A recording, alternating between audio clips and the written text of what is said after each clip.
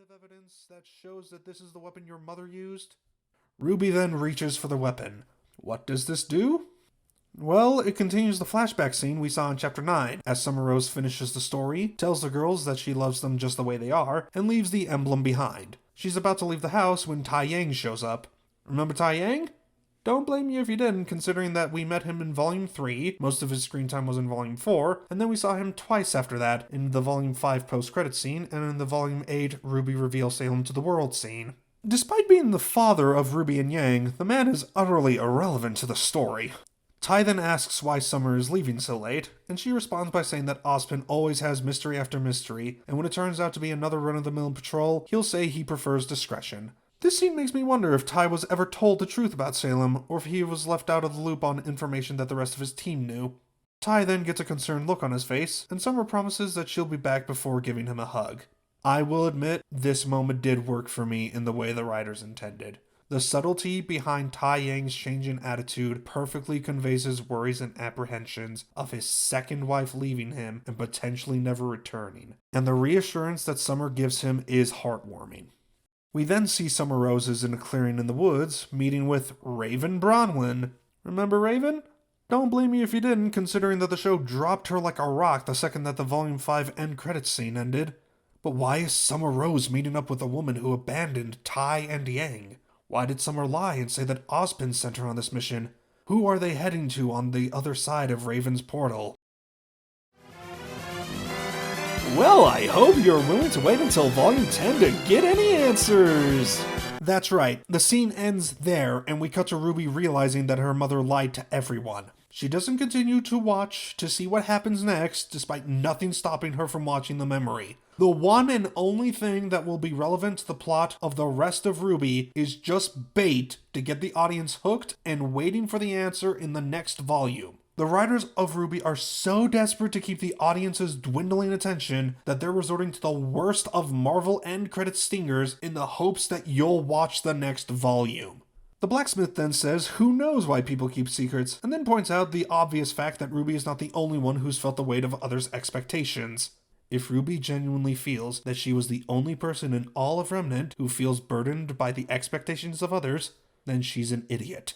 RWBY then knocks over the display case and asks if the point of all this is to just tell RWBY that this is all useless, that her big lesson is that she just needs to give up and become someone else. The blacksmith then responds, Is that what I'm telling you? Well, you're starting to send mixed messages here, you metallo moron. We then cut to Jaune getting high off of tree leaf smoke, and the illusion of Alex comes to mock him, saying that he wasn't the hero, that he couldn't save her, and offers him the chance to change into the man he's always wanted to be. Jaune accepts, taking Alex's hand, which snaps him out of the trip, and he sees that the smoke was caused by Weiss's fireball. Cut to the rest of Team RWBY continuing to fight Neocat, and for the first time since Volume 2, they use one of their team attacks, namely Freezer Burn. Makes you wonder why they don't bother using any of the other team attacks from the Paladin fight. After knocking Neocat away, a branch from the tree lands in the middle of the battlefield, which I don't know— The leaves! Wait, what? Burn the leaves! How did you get up there? When did you get up there? How did you get up there so fast? I know this entire volume has been nonsense so far, but F me, this is going above and beyond. The girls then set the leaves on fire and blow smoke towards the Neocat, who laughs since smoke doesn't have an effect on them. Jaune then points out the obvious fact that the smoke will work on Neo. Strange how the cat, despite knowing how the smoke works on humans, doesn't realize that it would work on Neo's body. The smoke then takes its effect on Neocat, separating them back into Neo and the cat. Neo runs away from the smoke and falls over, to be ignored by everyone until the end of the fight. And then the cat reveals their Sonic Unleashed werehog, or I guess werecat, form. We then cut back to RWBY, and the blacksmith says that her time is running out and that she must choose. Why is there an arbitrary time limit for RWBY to choose what she wants to be? Because we need RWBY to get into the fight somehow. The blacksmith then advises RWBY to pick a form that will leave her burdens behind, or one that can bear the burdens. We then cut back and forth between RWBY deciding who she wants to be, and her friends getting their butts handed to them by the werecat. After stopping on Alex's dagger, a red glow appears behind RWBY, and the voice of her mother tells her that she loves her just the way she is. RWBY approaches the glow and sees that it's Crescent Rose, and asks the blacksmith what happens if she chooses herself. The blacksmith then says that maybe that girl is enough, and so RWBY chooses herself. RWBY felt that she wasn't enough. Then she heard her mother say, "I love you." Now she thinks she's enough. Wow, what a wonderful lesson for the kids. If your actions cause the destruction of an entire nation, just remember that your mother loves you and you'll be absolved of all guilt. That's how human emotion works. That's also how responsibility for your actions works.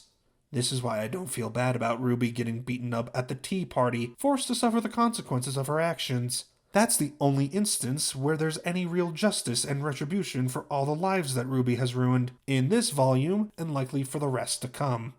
RWBY doesn't even have to acknowledge her failure, accept it, and carry on like her friends did. All she needs is the love of a woman that she just learned is a liar. And so, as the wooden statue begins to crack, and RWBY falls into an abyss after Crescent Rose... Wait, why are they falling into an abyss? We get to hear the motif of Red Like Roses for the first time in years, because this next song, Guide My Way, is Red Like Roses Part 3. For clarification, parts 1 and 2 were released as part of the Volume 1 soundtrack. That fact alone should tell you everything you need to know about how long it's been since the writers have done anything with Ruby Rose. And at long last, RWBY emerges from her cocoon, with no visible difference between before and after. No, Leon, there's a clear difference. If you look closely, the damage she sustained at the tea party is gone, and she has the emblem back, so she did change. So, let me see if I can understand this properly. She has the emblem on her outfit since Volume 1. She loses the emblem during this volume. She gets it back at the end of the volume. Man, that small, inconsequential difference feels oddly emblematic of her character arc. And we run into the issue we had with the paper pleasers. Again, while I understand that you have to include the warning at the start of Chapter 8, warning people that the main character is going to kill herself, and then revealing that she didn't feels like a lie, and it's starting to get annoying that you only have one trick up your sleeve. And again, you retroactively insulted anyone who was invested in the moment and made RWBY's death feel hollow. Why should I care that RWBY died when she comes right back like nothing happened a mere 2 chapters later? But this resurrection features 2 far larger issues. First issue, you have the world-building contradiction. Every other character that ascends in the story is fundamentally changed, both mentally and physically, when they ascend. RWBY, however, comes back exactly the same as she was. Why do the rules of an all-powerful, godlike entity like the tree not apply to a mere mortal like RWBY? Well, that's because of the second issue, the blatant lack of consequence for this moment. The writers wanted the added drama and sadness of their main character dying, but didn't want to deal with the actual consequences of what that means, being that they cannot use her for anything anymore. This is the quintessential example of having your cake and eating it too. They want the emotional payoff of RWBY's death, but don't want to have RWBY actually be gone from the story, so they cheated. You know what this makes you, writers? Cowards. Cowardly, manipulative, talentless hacks. The kind who only could have gotten their jobs via nepotism because they happen to be friends with the creator, not because they have any skill to speak of. If you want the audience to cry over the death of Ruby Rose, then you actually have to kill her. If you want Ruby Rose to stay in the story, then you can't kill her. You can't do both, you spineless. Everyone is then surprised that RWBY is herself again, and Jaune says that she knew what she needed to be all along. No, Jaune, her mother told her. The cat then charges in to attack RWBY, and then RWBY, at long last, actually gets to participate in a frickin' fight scene in this volume. It only took us until the 11th hour to get here. No, what she did in the tea party doesn't count. Team RWBY then gets the upper hand on the cat, and it culminates in...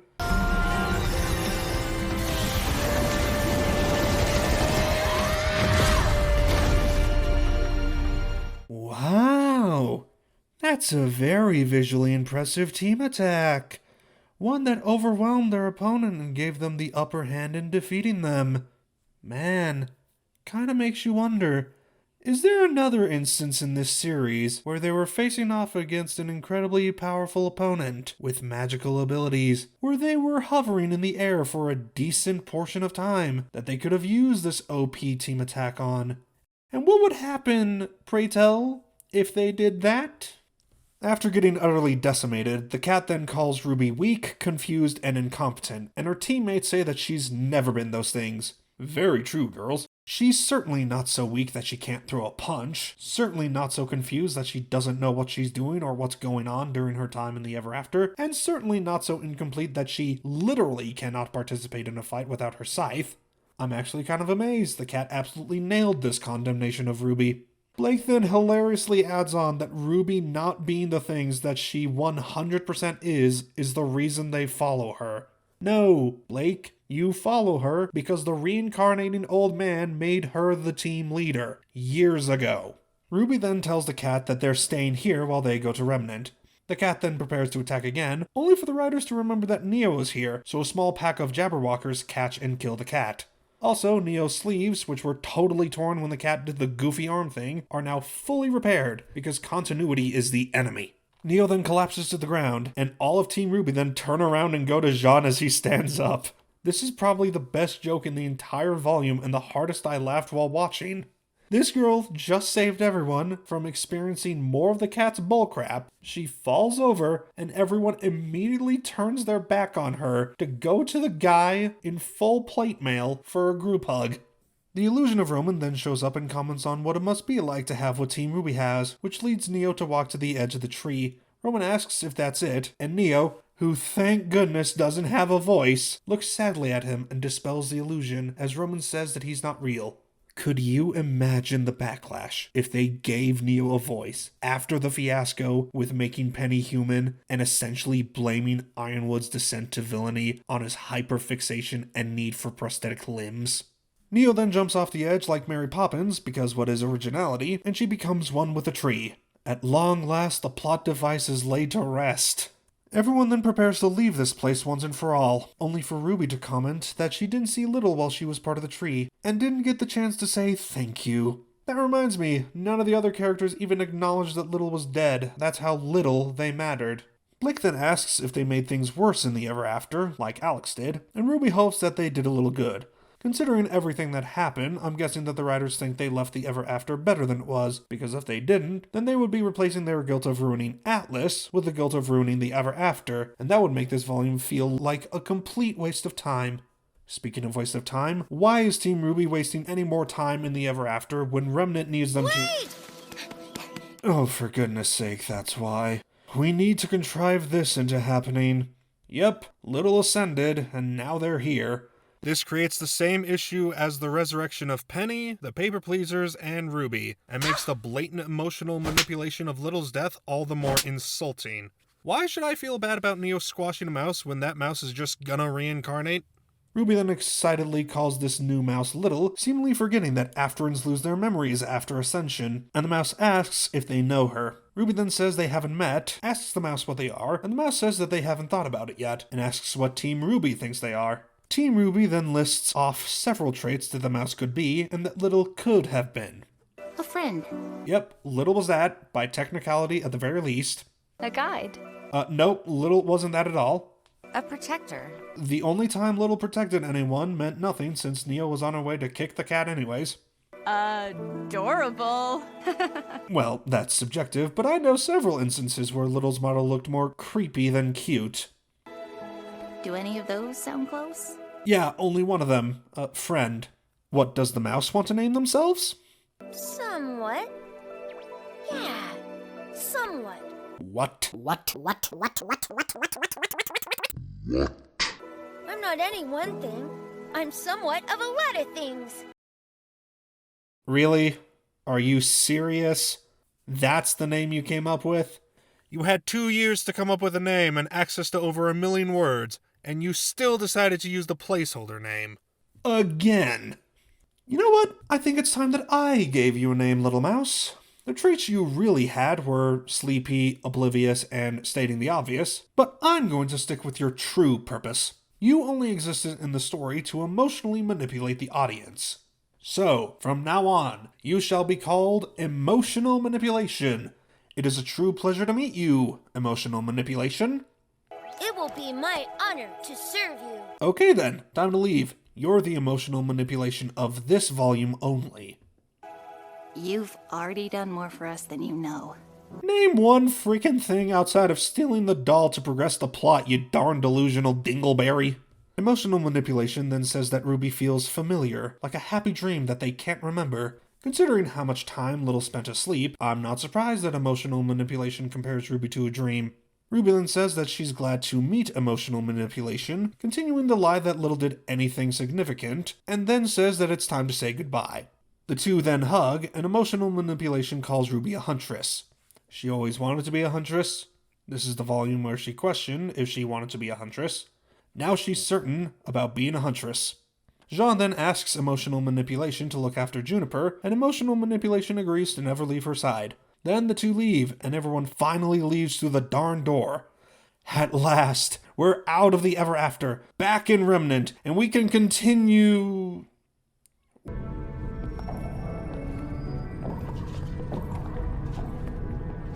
Wait, we're still not done here? Why are we here? Why are we not done with this place? Welcome to my workshop. Fine, what's left? What is so important that we needed to meet the blacksmith? Well, Blake begins by asking Ruby if the blacksmith is the tree, and I'm left wondering if I should repeat what I said when Ruby asked this dumb question. The blacksmith then says that she's been waiting a long time for them, and that she's glad they made it. Jaune then asks for confirmation that Lewis went back and Alex stayed behind, and the blacksmith confirms that Lewis was the one who wrote the story. We then see this. Are those the brothers? Yup, there it is. The shocking final twist of this volume. The brother gods of light and dark are Afterans. The first Afterans, in fact. We then see a final 2D painting slideshow, and I honestly don't even know what to say about this. This slideshow mostly just reaffirms what we already know about the brothers. One destroys, one creates. The only meaningful thing you learn about the brothers is that they were created to tend the Ever After. Then they created the cat and the Jabberwocker to tend the Ever After in their stead. The tree then created a gateway to Remnant and they left, saying that they would one day return. Also, the God of Light thought that the Jabberwocker was a mistake, while the God of Dark was proud of the Jabberwocker. Which... I guess that means that the Jabberwocker isn't a ripoff of the Grimm, it's the progenitor of the Grimm. Okay then. There's also a small speech by the blacksmith about how the concept of balance is essentially a living entity that will manage to regain balance on its own accord, with enough patience and thought to see it through to the end. Yeah, let's just be patient and thoughtful while Salem utterly destroys the world. That'll restore the balance. Also, for some reason, they decided to use 3D animation for the moment where the brothers walk through the door, which makes me question why this scene needs to be in 3D, but nothing else in this flashback or any of the others needed to be in 3D. The flashback then ends, and the blacksmith says that the five of them had a greater impact on the world than they know, just like those who came before and after them. The blacksmith then does a magic trick and gives Ruby a statue of emotional manipulation, allowing Ruby to reminisce on the 5 moments that Little wasn't sleeping or just not being there in the scene. The blacksmith then says that Ruby's kindness to Little was beneficial, while Alex's light to the cat was detrimental. The reminder that the cat was ruined by Alex and killed by Neo immediately sparks questions about the havoc and catastrophe awaiting the Ever After, now that the two entities that tend to it are presumably dead. But Ruby instead focuses on what will happen to the deranged, heterochromatic madwoman that killed Little and made Ruby drink the tea. The blacksmith then says that Neo will be able to return her broken heart and become something new. Such is balance. I don't see how that's balance, but I guess that it not making sense is just how this goes. Jaune then notices the knife that the blacksmith is holding is Alex's dagger, and asks how she got it. The blacksmith then says that Alex left a part of herself behind to fix up what she had broken, being Jaune. What does that mean? Who knows, I have no idea how you're going to fix a character that already completed his character arc twice, outside of, I don't know, something stupid and nonsensical like undoing how old he is or something.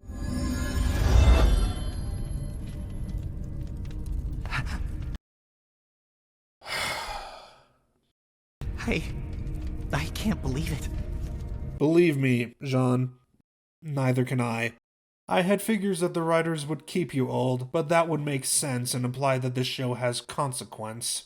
But man, I can't help but think that they just squandered something potentially interesting, having old Jaune in Remnant.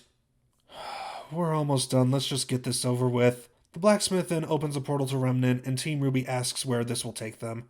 The blacksmith then says it's not where, but when they are needed the most, which I guess means we're doing time travel because why not? RWBY then thanks the blacksmith, and they all go through the portal, arriving in Vacuo, where there are dozens of airships and the Amity Arena floating overhead. Cut to credits. But what of the end credits scene? Well, if we just skip ahead, we'll see that it's... The Grimm in the forest. I've never seen anything like them. Wait, that's it? This is what you use the end credits scene for? Were you contractually obligated to include this trailer for a movie that's been advertised for 2 months before this chapter was released? Or were you so creatively bankrupt that you couldn't figure out a single scene to include as the end credits scene? You had 3 years to come up with something, and this is all that you'd use it for? A marketing ploy? You know what, screw it. Screw this, screw you, screw this volume, it's done. So... that was Volume 9.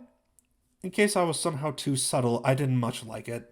Well, of course you didn't. You probably went in wanting to hate it. That's all your kind do. Just hate and never like anything. Why did you even bother watching it if you knew you wouldn't like it? Why can't you just let the real RWBY fans enjoy this amazing volume? Alright, I guess I'll start there. Was I expecting this to be good? Or was I expecting it to be bad? Well, let me provide a little background for you. After the Volume 8 finale, I wasn't expecting anything spectacular with Volume 9. I was hoping to be pleasantly surprised by something decent, but I was under no illusion that it would be amazing, given the track record this show has for writing quality. Once I learned where the volume was taking us, my interest in the world and plot dropped like a rock. For the plot, I knew going in that we would be leaving the Ever After by the end of the volume. It was just a matter of how, and that meant the overarching story of stopping Salem would be on pause for the entire volume. For the world, since I figured that we'd spend only 1 volume here, I knew that the world building of the Ever After wouldn't be very fleshed out, and whatever information we did learn in the Ever After would be irrelevant once we got back to Remnant. But still, I did have some good expectations. Given how the plot in the world of the Ever After would become largely irrelevant by the end of the volume, the writers had a golden opportunity to focus the entire volume on developing Team RWBY. One of the show's biggest problems up to this point was the extremely bloated cast of characters that all demanded the same amount of screen time, thus depriving our protagonists of their screen time. An entire volume where it's just the 4 main girls, alongside Jaune and Neo, would do wonders for them. Plus, once I really absorbed the fact that nearly 2 years had passed between this volume and the last one, I got really optimistic. From what I can gather, none of the writers were busy with other projects during this time. The most we get is Miles Luna having to voice Jaune in Ice Queendom and the Justice League movies, as well as Carrie Shawcross being the director of the movies. That meant that the writers had nearly triple the time they normally would to write and redraft this story. In a best-case scenario, that would mean that the world building would be interesting and compelling, the plot would be straightforward but still have some potentially great twists and turns in it, and the characters would be the best they've ever been. But we've gone over literally everything that happened in this volume, and it brings me no pleasure to say that this is the worst-case scenario. My expectations were actually fairly low, all things considered, and yet those expectations were still astronomically high compared to what we got. I could just say, RWBY bad, and leave it at that, but I don't think that would be as satisfying. We've looked through the individual brushstrokes, so now it's time to step back and examine the painting as a whole. The world of the Ever After is the most nonsensical garbage that they could have come up with. There is not a single thing in this world that makes any level of sense by any reasonable stretch of the definition of that word. And the reason for every single element to exist the way that it does is so transparently obvious. It either exists because it's supposed to be nonsense, or it exists to facilitate what the writers want to happen. There's not any point in trying to get invested in the Ever After. The world itself insults you for daring to find any logic or reason in the show, and actively punishes you for trying to understand it, to the point where Weiss, the girl who is the most vocal about how stupid and confusing this place is made the butt of jokes and physically punished for trying to make sense of things. I've heard the argument that the ever after not making sense is good world building because it's what the writers intended for the world, as opposed to Remnant, where things don't make sense but the writers have convinced themselves that it does. For those who do make this argument, you need to understand that it's not a good one. If the writers intended Penny turning into a human to be offensive and ableist, does that make it good writing? If they intended Jaune killing Penny to piss off the audience, are we not allowed to criticize it? The intention of the writer doesn't matter, it's still poorly written. Also, this argument is a deeper insult to the writers than I could ever make. If you make this argument, you're essentially saying that the only good world building the writers have ever done is when they intended to make it nonsensical, as compared to every other time where that was just the end result. You're saying that the writers are only good at being nonsensical. Not to mention that any child can make a world that's nonsensical. It requires no skill or talent to not make sense, but it requires a great deal of talent to make a living, breathing world that an audience can easily understand and get invested in. But the biggest issue is that, even with how deliberately nonsensical the world building is, they still manage to find a way to contradict themselves. For those who think the world is well written, please answer these questions for me. Why is there a force that prevents people from walking to the tree when the tree is vitally important to ascension?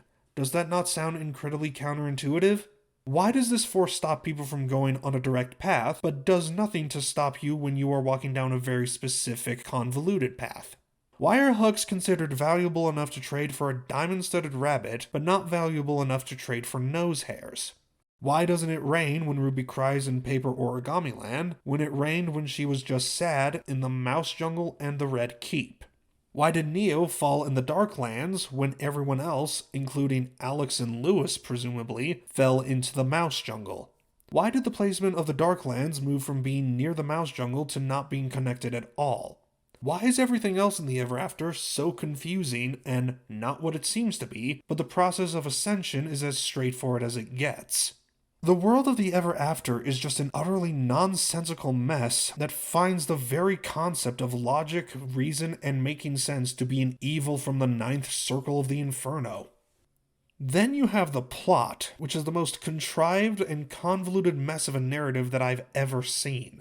Not content with making the world make no sense, the plot also finds the concept of cause and effect to be cancerous.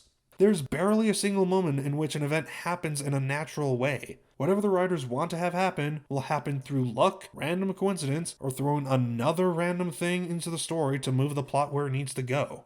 We need Team RWBY to reunite by the end of Chapter 1, so they all just so happen to land in proximity to each other and bump into each other within 20 minutes. We need the girls to get to the auction, so Yang just so happens to be unconscious for the exact length of time necessary to have her arm stolen, see who stole it, and somehow be unable to catch up with the fat raccoon in a wagon. We need Team RWBY to go to the castle, so the auction will play out in this perfect way to get Yang's arm and give the Red Guards a gift in place of the arm. We need Team RWBY to be shrunk down, so there just so happens to be exactly 3 missing pieces and the Red Prince can shrink the girls down. We need to meet the herbalist, so everyone just so happens to lose track of the cat.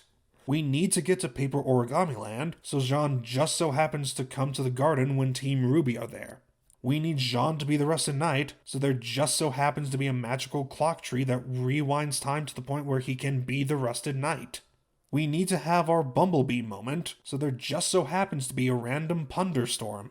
We need the Paper Pleasers village to be destroyed, so the Jabberwockers just so happen to find Team RWBY and distract them for long enough that Jaune can't stop the Pebble Tower from falling. RWBY needs to go to the tea party, so we'll move the location of the Darklands and RWBY will just so happen to walk in the exact perfect direction to go to Neo's house. We need Team RWBY at the tree for the finale, so they just so happen to teleport there. RWBY and Neocat need to be present for the final fight, so RWBY's statue and the door are within a stone's throw of each other. Nothing here makes any sense. There's no logical through line for this story. Random crap just happens apropos of nothing so that we can reference Alice in Wonderland and have the moments we want to have happen. It's all a massive mess, and it makes investing in this plot impossible. How am I supposed to get invested in the events taking place when I know that the writers can just pull another random event out of their butt to get the story where they want it to go? How can I be concerned over the consequences of the girls' actions when a random event can just get them out of the situation scot-free?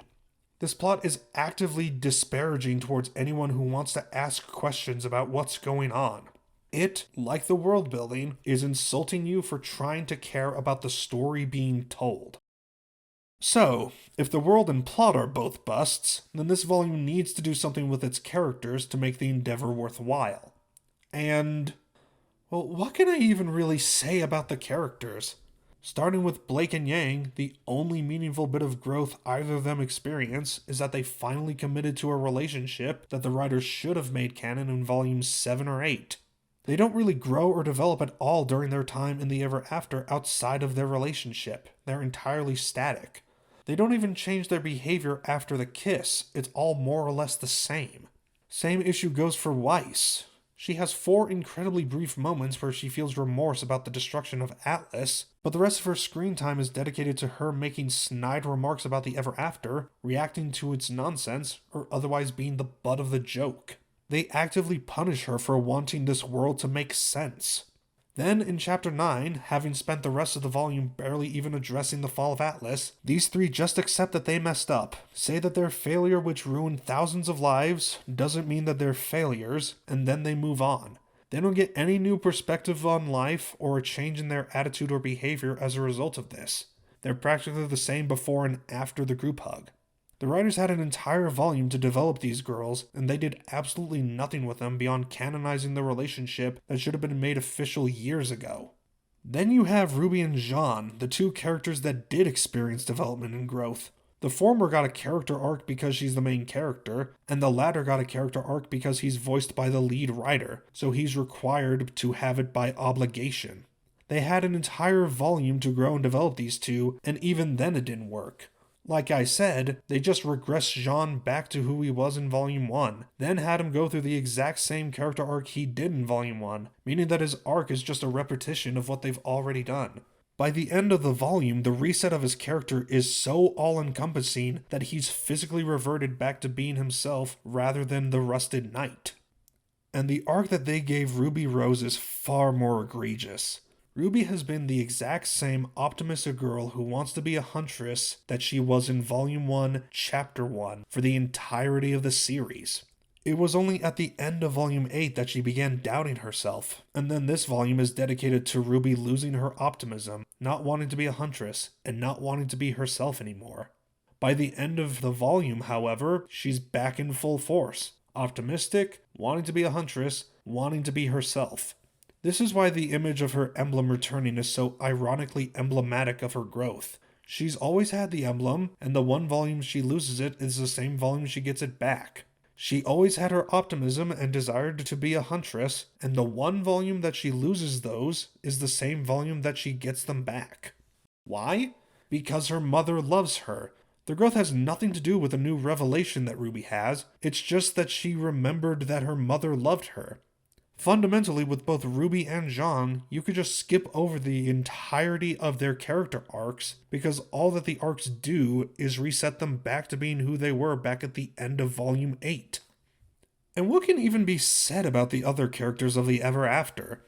Little did nothing of significance outside of grabbing the doll, thus allowing the plot to progress. Then they got killed, then they reincarnated as emotional manipulation.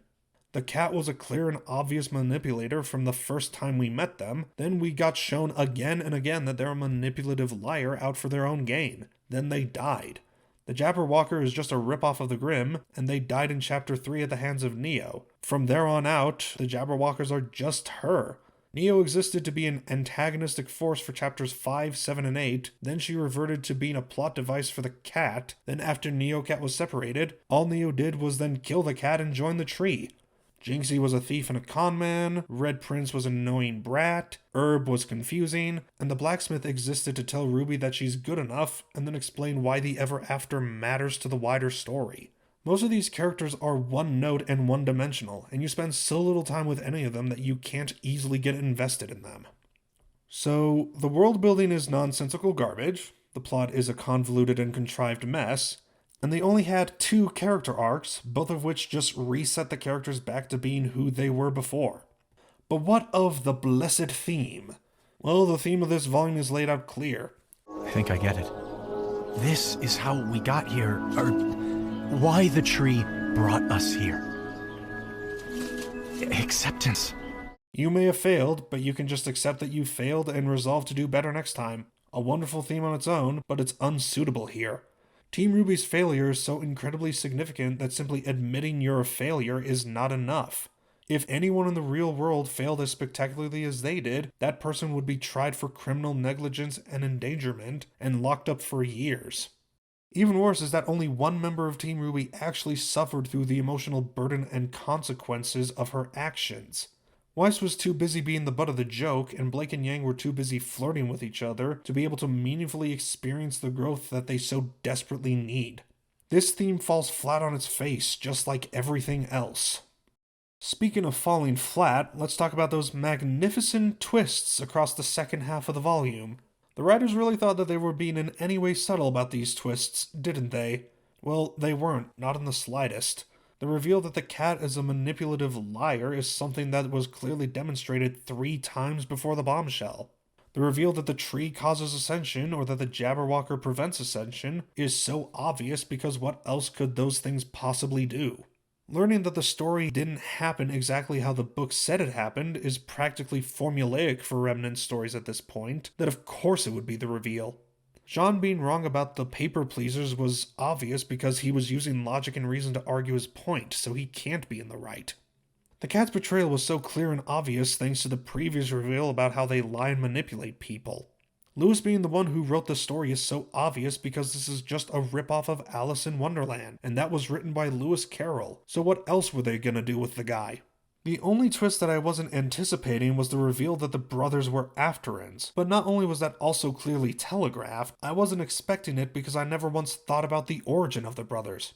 I accepted at face value that they just existed, and even if I did wonder about their origin, there are so many more questions about the nature of Remnant that are so much more important to think about compared to their origin. Every other twist in this volume was so obvious that I would have been more surprised if they just play it straight. Make the cat an actual ally to our heroes, that their manipulation was not what it seemed. Make Jaune a paranoid madman who unreasonably distrusts the cat and the tree.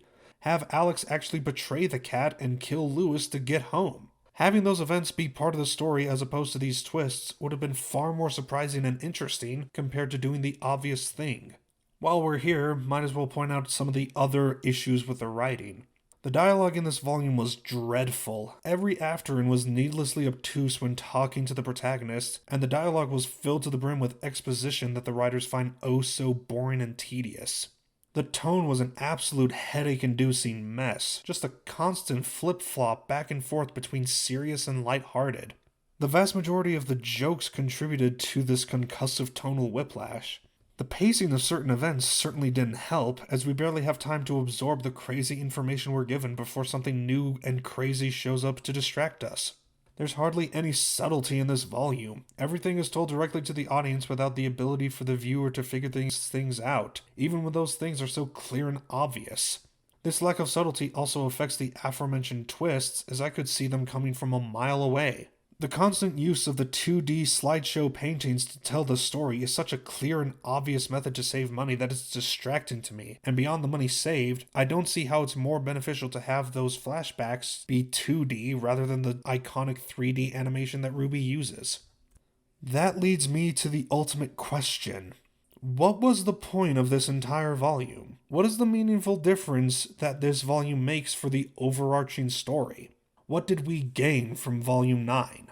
Because it's not character, the thing that we all thought they would be focusing on. They didn't do anything with 3 of them beyond confirming a relationship several years late. They removed one of them from the story, and for the other 2, they just reset who they were. It's not the world, considering that the vast majority of the Ever After's world building is nonsense and irrelevant once you leave it.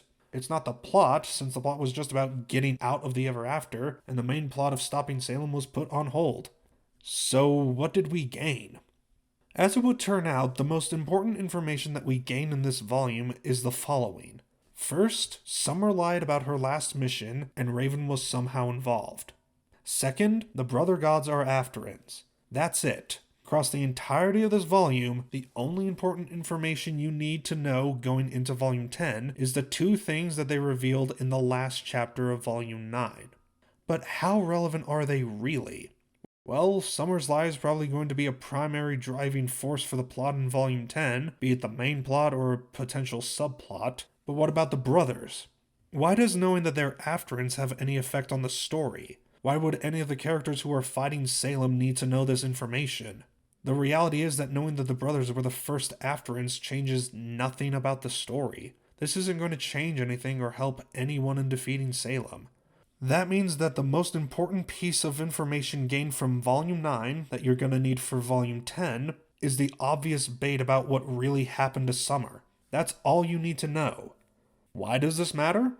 Well, we'll have to wait until Volume 10 to make any definitive confirmations, but when you consider that the only 4 significant things that happened were the Bumblebee kiss, Summer's Lie, the brothers' origins, and Neo's exit from the series, it makes you realize something. Volume 9 is entirely optional. You could skip over the entire thing and you would lose nothing meaningful.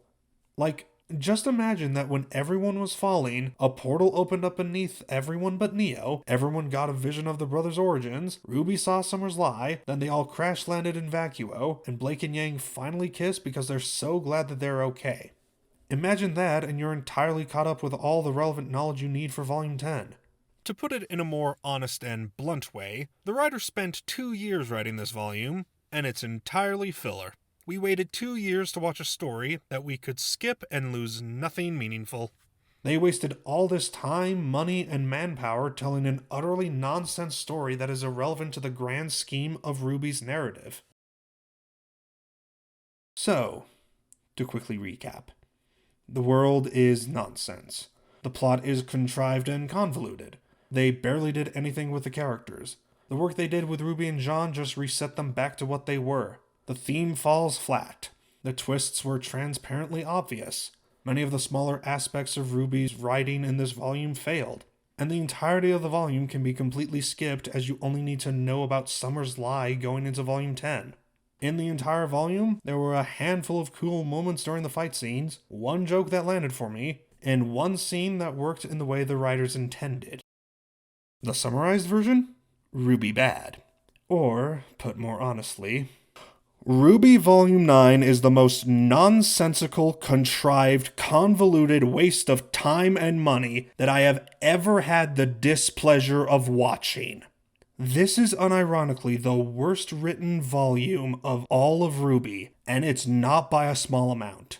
The quality gap between this volume and the rest of the franchise feels downright astronomical when you look at it. And my ultimate hot take? This might be one of the worst written stories in the history of our species. I am genuinely struggling to think of a story worse than this one. And honestly, it brings me no joy to say that. I wish I could tell you how amazing this volume is, but I can't, because this volume was not amazing at all. I want to praise it, but there's barely anything to really praise. I want to enjoy my time with this volume, but it's so nonsensical that I can't enjoy it. I want to love this, but I just can't. I can't lie to myself or to any of you about the quality of this volume. And even worse is that I don't foresee this show getting better anytime soon.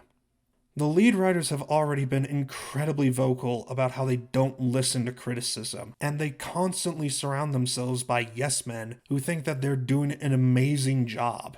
Despite having written this show for nearly 10 years, these people continue to refuse to learn from the mistakes of previous volumes. And this was the end result they got when they had nearly 3 years to write this volume? If this is the quality that comes out when you have all that extra time, then I'm terrified to think about how much worse it'll get once you're forced back into the tight schedule of RWBY's normal production cycle. And that fear is under the assumption that Volume 10 is even going to be made. The laundry list of controversies and bad business decisions has been tanking Rooster Teeth's reputation. Their brand is getting more and more unusable, and it's affecting the viewers they get. They have over 9 million YouTube subscribers on their main channel, and the last video to get 1 million views is over 3 years old, and most of their videos are struggling to break more than 100,000 views. If this is the viewership you all are getting when the content is free, then I'm horrified to know what the viewership might be for the paid content. And Rooster Teeth making Volume 9 a Crunchyroll exclusive, when that company also has a sullied reputation, will likely hurt the viewer numbers even more. So, at this point, I don't even know if RWBY as a franchise is profitable enough to continue its own existence, much less be the main source of revenue for an entire company. Will Volume 10 even be made? It's impossible to say. I wasn't even convinced that Volume 9 would be finished until they gave us the release date in early January. And after the mess that was Volume 9, my interest in Volume 10 is almost non-existent. I've been watching this show for 10 years, and I watched Volume 9 out of obligation more than anything else. I only made this video because of how angry Volume 9 made me with how bad it was. And at this point, the only hope I have is that someone, anyone on the writing staff, or anyone on the production staff, will finally listen to the valid criticism of this show, learn from their mistakes, and begin improving it. Is that ever gonna happen? Well, in some regards, I am a naive optimist, so I'm hopeful that it will happen one day. Hopefully it all happens before Rooster Teeth finally bites the bullet and it all comes crashing down. If you've made it to the end of this video, then thanks for watching. If you liked the video, then feel free to hit the like button and subscribe as well. I've got plans for more content in the future.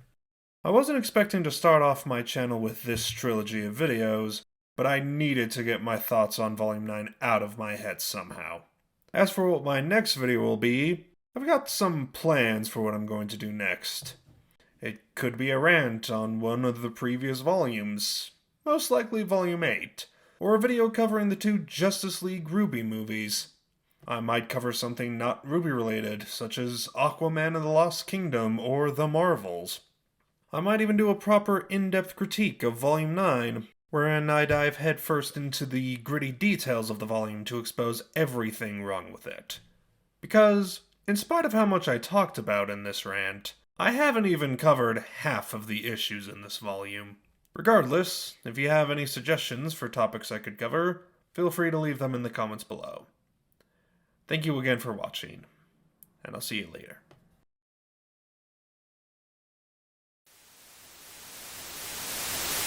The trap has been sprung! Justice befalls I pray! What am I watching? I don't know, but I hate it. It's a fake! RWBY, come on! Boy, that escalated quickly. I mean, that really got out of hand fast. The heir to the Crimson Castle! Wow, that was bad. Wouldn't you like to tell them that? Now you can, by becoming an online survey taker at bigspot.com. Are we sure they're not called the constantly annoying cat? Mediocre at best!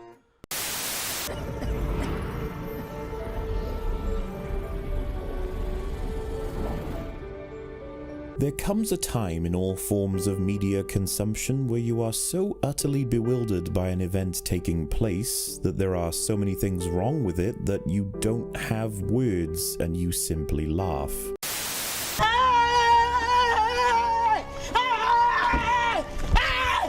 Why are you running? Why are you running? Stop fucking crying, bitch! Wait! I don't wanna fucking hear it! You're the one following a talking cat around a fairy tale. How about a little reset? Who are you to think you knew what was best for Atlas? But I traded my life so that my friends could live. Just like you were too late to save me at the Vital Festival. I died in Atlas, too. Didn't I? How did you know about the parts you weren't there for? For the last time, Parker! Our pronouns are they, them. Not because we are non-binary, but because we are literally two niggers.